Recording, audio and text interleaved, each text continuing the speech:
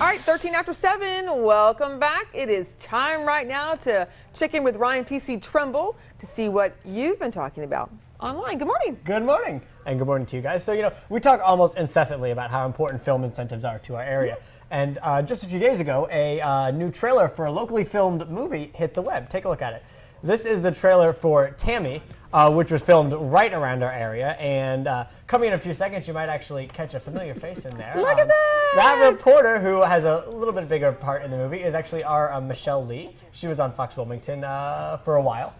But the movie comes out in July, and of course she'll be in it, as well as Melissa McCarthy, which she wrote this movie, Melissa did, with her husband, Ben Falcone, and they have been working together on movies for a while. So this is the first one that they wrote and directed together, though. You were sure to laugh. Yes. She is so hilarious. Funny. She's just one of the, every time she's on anything, she's hilarious. And I love her appearances on Saturday Night Live because you can just see that she has no holds barred. She will do anything for a laugh. And I'm very excited for this movie. It comes out in July. I think the first movie I saw, I've never seen her on Saturday Night Live, but the first movie that I saw Melissa McCarthy in was, I believe it was called The Bridesmaids. Bridesmaids. It was hilarious. Oh my gosh, it was so funny. Hilarious, yeah. And I actually found out that I hadn't, but my sister had been watching her for years. Did she write it?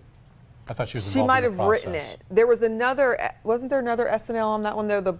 Kristen Wiig. Kristen Wiig wrote that one. Yeah, the blonde woman. Yeah, Amy Poehler. The Bridesmaid. Yeah, I think Amy Poehler as well. But then Melissa McCarthy wrote, or was in The Heat with Sandra Bullock, and that was another one that was hilarious. I didn't see that one. It was very funny.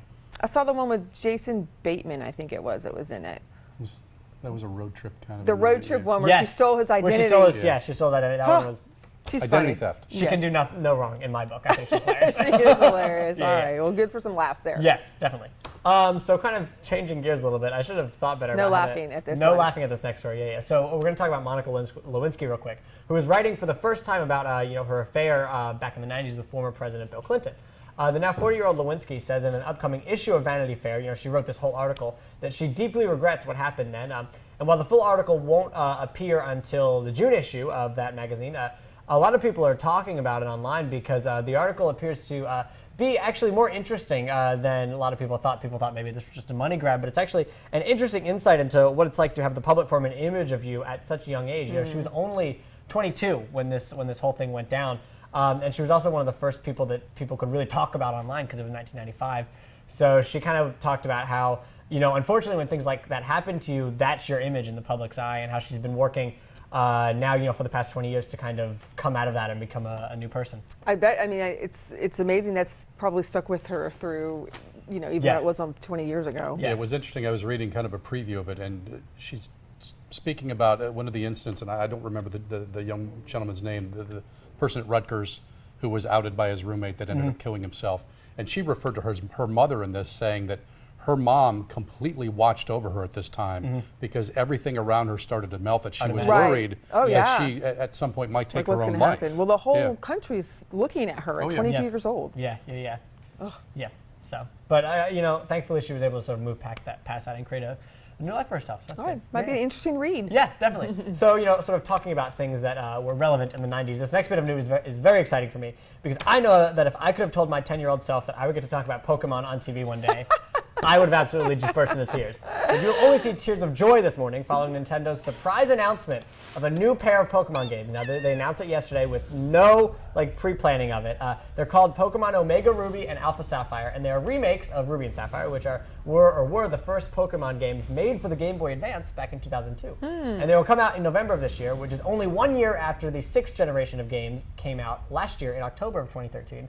And I'm very excited about these because usually they wait huge amounts of times between releasing games, but these games are only coming out 1 year later, and Ruby and Sapphire were my favorite of all the games. And I guess Hunter didn't get into Pokemon, so I didn't realize it was still a big thing. It absolutely is.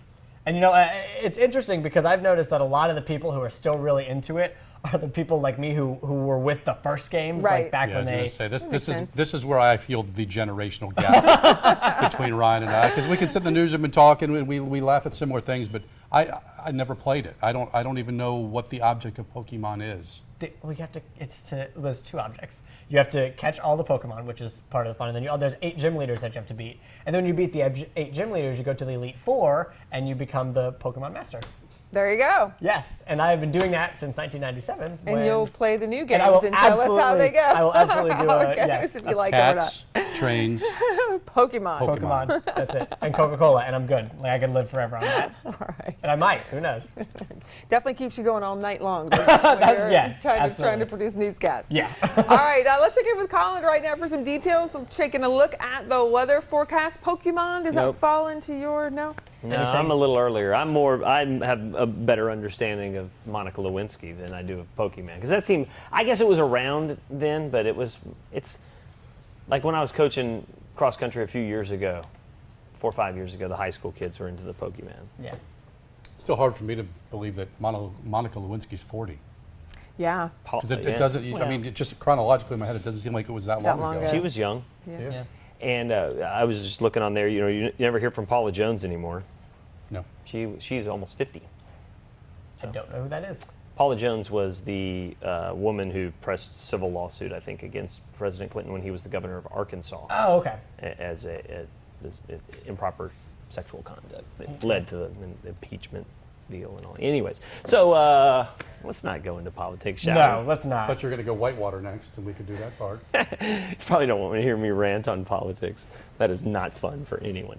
High pressure in control over the southeastern United States. We'll see temperatures moving back up into the mid to upper 80s. Westerly winds at about 15 miles per hour. Overnight low temperatures back into the 60s. This is a good looking forecast here.